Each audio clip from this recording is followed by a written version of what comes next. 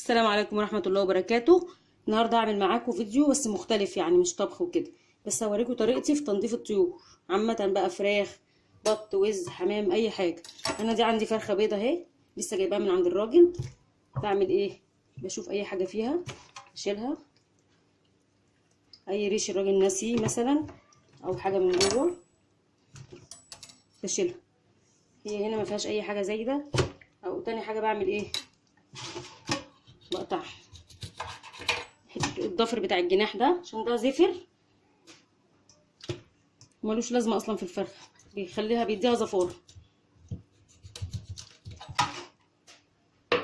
تاني حاجه بقى بنجيب ايه؟ الدقيق، نبدا ندعكها كويس قوي بالدقيق من بره ومن جوه. الدقيق ناشف، دقيق ذره، دقيق ابيض، اي دقيق عندك، دقيق قمح، اي دقيق موجود. من جواها ندعكها كويس قوي. احنا بنفرك كده بنطلع اي زفاره في الجلد بتدي طعم وحش في الاكل.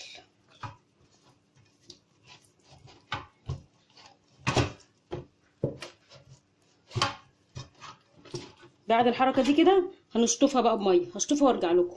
عندي شطفتها كويس قوي من الدقيق، ونفتح من هنا كده، نفتح كده من قلبها من جوه كده، بنوسع تحت الجلد. عندي بقى هنا ميه، هنحط ايه في الميه دي؟ معلقتين كبار ملح وحوالي 4 معالق دقيق. نعصر كده ليمونتين،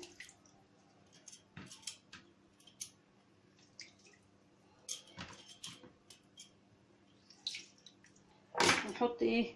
معلقتين 3 كده بقى خل. نقلب ده كله، وهنحط الفرخه فيه بقى حوالي ربع ساعه. اي زفاره فيها استحاله يبقى فيها زفاره بعد كده، اي زفاره فيها هتروح. ننزل الفرخه، طبعا ده كله لازم يدخل كده تحت الجلد، ونسيبها بقى 10 دقايق.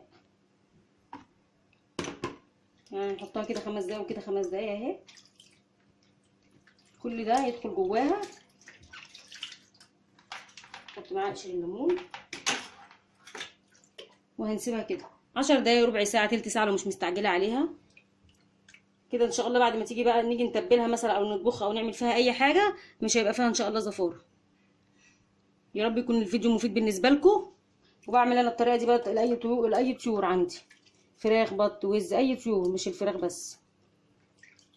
يا رب يكون افدتكم بالمعلومه النهارده. يلا، السلام عليكم ورحمه الله وبركاته.